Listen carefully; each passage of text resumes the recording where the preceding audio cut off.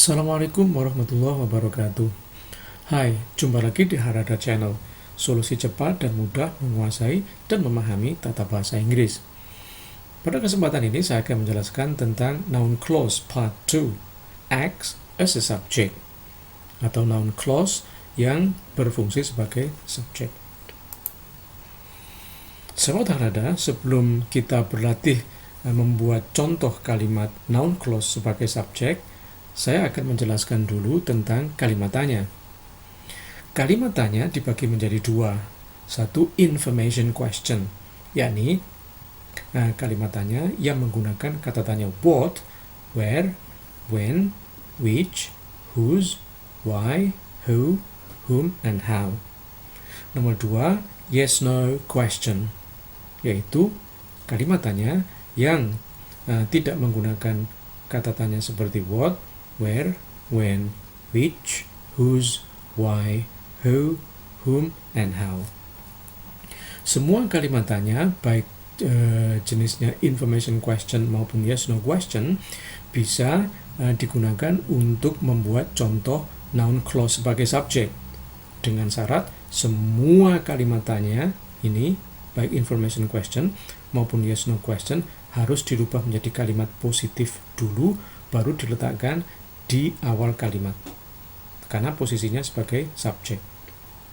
Oke, tidak membuang-buang waktu, mari kita berlatih membuat contoh atau merubah kalimat ini menjadi kalimat yang menggunakan noun clause. What is he doing class? What is doing in class? Nah, kita jadikan kalimat positif dulu ya. Caranya ini what-nya tetap ditulis. Is he, harus tukar tempat. Semua kalimatannya dalam bahasa Inggris kata kerja bantunya dulu baru subjek. Nah, dalam kalimat positif subjeknya dulu baru kata kerja bantu. Menjadi he is doing in class. Tanda tanya dihilangkan karena sudah menjadi kalimat positif. What he's doing in class is easy. Noun clause-nya adalah ini. Apa yang dia sedang lakukan di kelas adalah mudah. Is easy sebagai predikat. Berikutnya, what time does he leave school? Menjadi what time does he leave, menjadi he, does-nya hilang, masuk ke leave menjadi leaves. Nah, begini. School is my question. Noun clause-nya adalah what time he leaves school. Kalau diterjemah, what time he leaves school is my question. Jam berapa dia meninggalkan sekolah adalah pertanyaan saya. Kenapa di sini tidak pakai does? Karena di sini jadi kalimat positif. Does itu dipakai untuk kalimat tanya dan kalimat negatif. Sedangkan kalimat positif tidak bisa menggunakan does. Nomor 3, where did he go? Menjadi where he. Nah, did-nya hilang, masuk ke go menjadi V2 menjadi went. Where he went is none of your business. Kemana atau kemana dia pergi adalah bukan urusan kamu. Noun clause-nya adalah where he went. Is none of your business sebagai predikat. Berikutnya, why will they be absent? Menjadi why they be. Nah, begini is a secret. Dirubah ya, will they berapa jadi they will. Mengapa mereka akan tidak masuk adalah masih sebuah rahasia. Noun clause-nya adalah why they will be absent. Kemudian how was John yesterday menjadi how John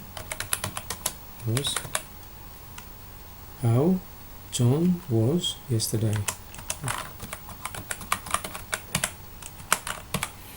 Is still a mystery.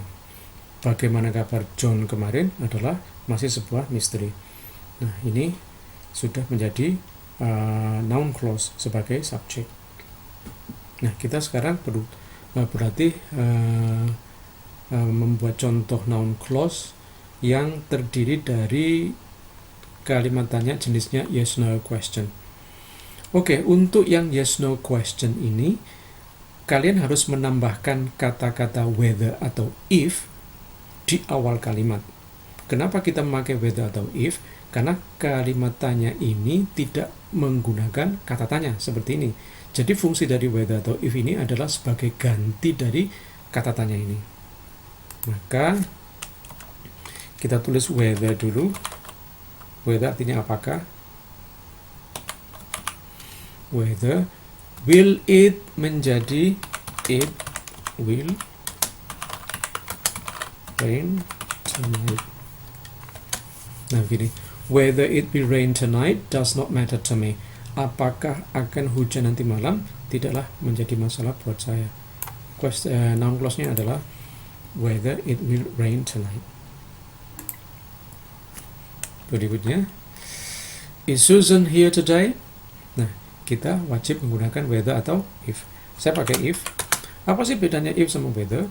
Nah, whether itu digunakan untuk written language, untuk bahasa tulis, sedangkan if digunakan untuk spoken language atau bahasa tulis. Jadi kalau lagi menulis karya ilmiah dan sebagainya, kalian seharusnya menggunakan whether, bukan if. Oke, saya menggunakan if Susan is here. Gini. If Susan is here today makes us happy. Apakah Susan di sini hari ini membuat saya gembira? Noun clause-nya adalah if Susan is here today.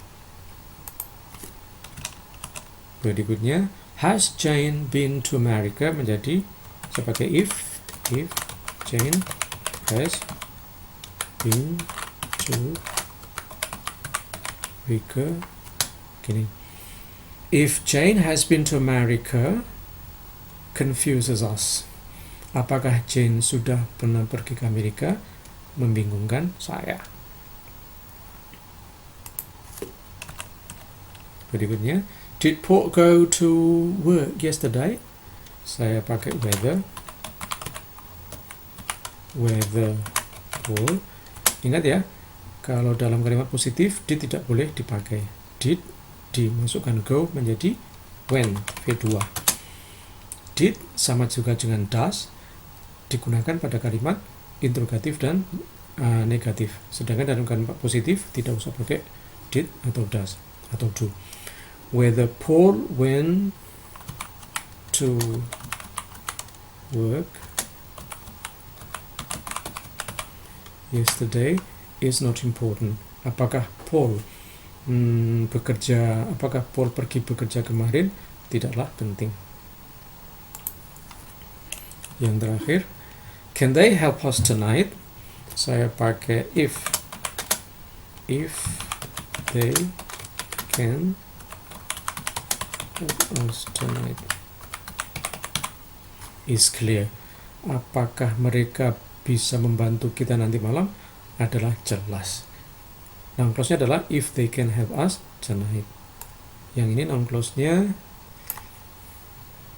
ini, kemudian ini di sini.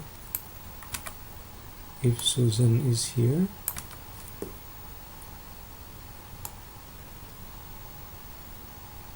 where he went,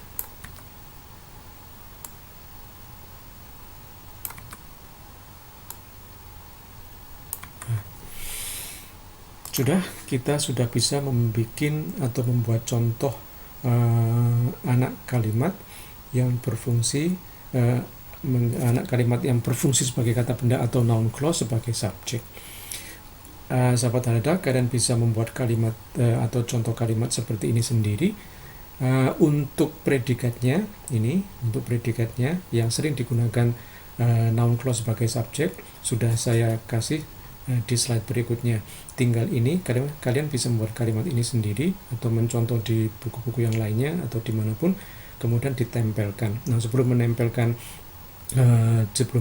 di awal kalimat, jangan lupa untuk merubah kalimat itu menjadi kalimat positif. Oke.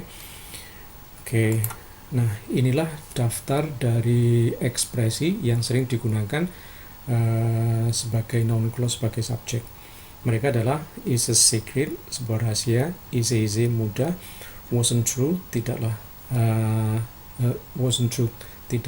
benar, was interesting, menarik, is none of your business, bukan urusan kamu, is my question, adalah pertanyaan saya, makes me, membuat saya, confuses me, membingungkan saya, causes me, menyebabkan saya, is still a mystery, masih menjadi sebuah misteri, is clear, jelas, is important, penting, doesn't matter to, tidak menjadi masalah. Inilah sebuah predikat yang sering digunakan dalam noun clause sebagai subjek. Oke, baiklah Sobat Harada, inilah yang bisa saya sampaikan. Jangan lupa untuk mempelajari noun clause part 3, part 4, dan part 5 agar kemampuan kalian tentang memahami noun clause lebih mendalam. Oke, terima kasih. Jangan lupa klik like, subscribe, and share. Thank you. Assalamualaikum warahmatullahi wabarakatuh.